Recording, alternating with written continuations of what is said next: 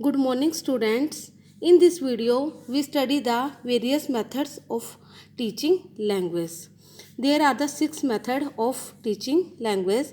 First is ज्ञात से अज्ञात की ओर, यानी कि बच्चे को जो नॉलेज है वहाँ से स्टार्ट करना चाहिए और उस कंसेप्ट पे पहुँचना चाहिए जहाँ पर नॉलेज जिस चीज़ की उसको नहीं है। यानी कि बच्चों की पहले प्रीवियस टेस्ट किया जाना चाहिए नॉलेज का, कि बच्चों से को पहले से क्या आता है। जो बच्चों को जो पहले से आता है उसको देखकर बच्चों को जो चीज़ नहीं आती है उस तक पहुंच जाना चाहिए। इससे क्या है, बच्चे को कोई भी न्यू चीज़ की जो नॉलेज मिलनी क्या है बहुत ही इजी हो जाती है। हम इसके अंदर एक उदाहरण ले लेते हैं, जैसे कि ताजमहल और शाहजहाँ के बारे में। मान लो हमें बच्चे को शाहजहाँ के बारे में पूरी नॉलेज देनी है, बट क्या है बच्चे शाहजहाँ के बारे में नहीं जानते हैं। बच्चों को क्या है नॉलेज ताजमहल के बारे में ज़्यादा है, तो हम बच्चे को क्या है पहले ताजमहल की पूरी नॉलेज के बारे में पूछेंगे, उनसे क्वेश्चनिंग करेंगे ताजमहल के बारे में और बाद में शाहजहाँ तक पहुंच जाएंगे।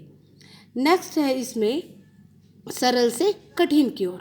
बच्चे को जो चीज़ इजी लगती है वो कहते हैं कि पहले पढ़ानी चाहिए, और जो बच्चे को जो डिफ़िकल्ट लगती है वो बाद में पढ़ानी चाहिए। एक शिक्षक को अपनी तरफ से नहीं सोचना चाहिए था कि क्या इजी है और क्या डिफ़िकल्ट है। हमें क्या करना है, एक बच्चे के एंगल से ही सोचना है, बच्चे के लिए क्या चीज़ इजी है और क्या चीज़ डिफ़िकल्ट है।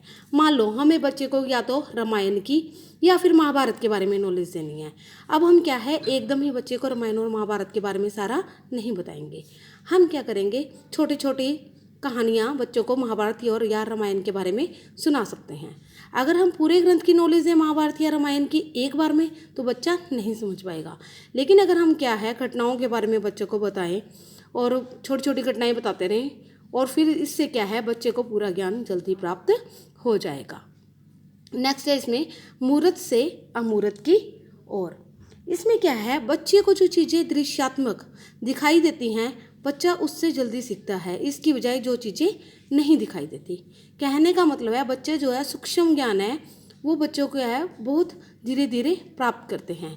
उनको जो क्या है बच्चों को जो चीज़ें नहीं दिखाई दे रही उसके बाद उस तक वो देर में पहुंचते हैं। इसके बारे में हम क्या कह सकते हैं, हम इसमें एक क्या है एग्जाम्पल भी इसमें हम ले सकते हैं।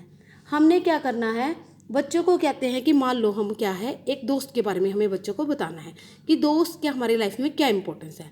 तो सबसे पहले दोस्त की कंसेप्ट को समझाने के लिए हम उसका एक क्लास में बताएंगे ये उसका फ्रेंड है, और बताएंगे कि अपने फ्रेंड के साथ उसका डेली कैसे स्टार्टिंग होती है उसकी डेली डे की और एंड तक कैसे होता है।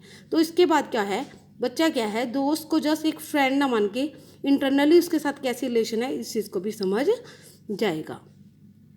नेक्स्ट इसके अंदर आता है पूर्ण से अंश की ओर।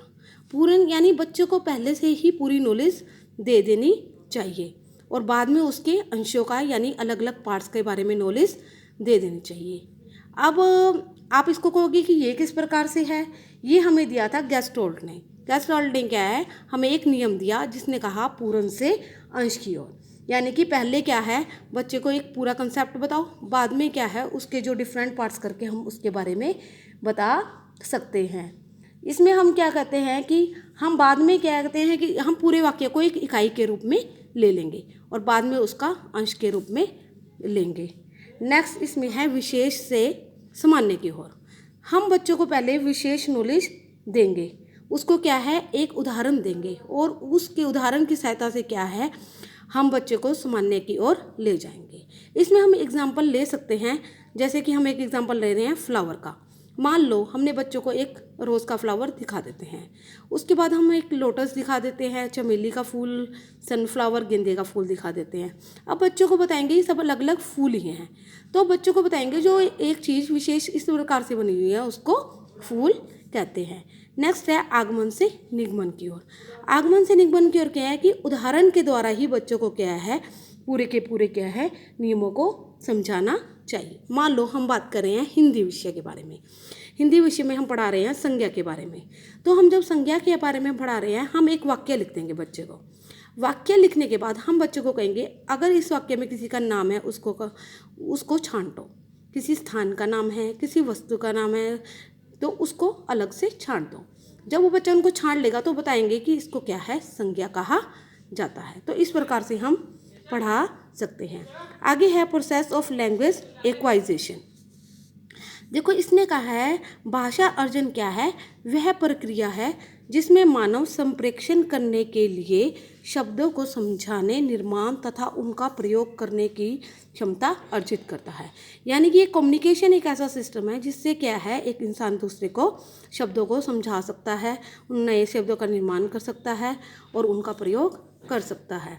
इसने कहा है इस प्रकार से कुछ उप क्षमताएँ शामिल हो, जैसे इसमें क्या क्या चीज़ें हो सकती हैं, वाक्य की संरचना करना, उच्चारण करना, शब्द भंडारण करना। एग्जाम्पल, अब मान लो पेरेंट्स जिनको हिंदी आती है तो उनको जो पूरी नॉलेज क्या माता पिता को हिंदी लैंग्वेज की होती है, तो हम हिंदी को क्या कहा जाता है, पहली भाषा उनकी क्या कही जाएगी, हिंदी है।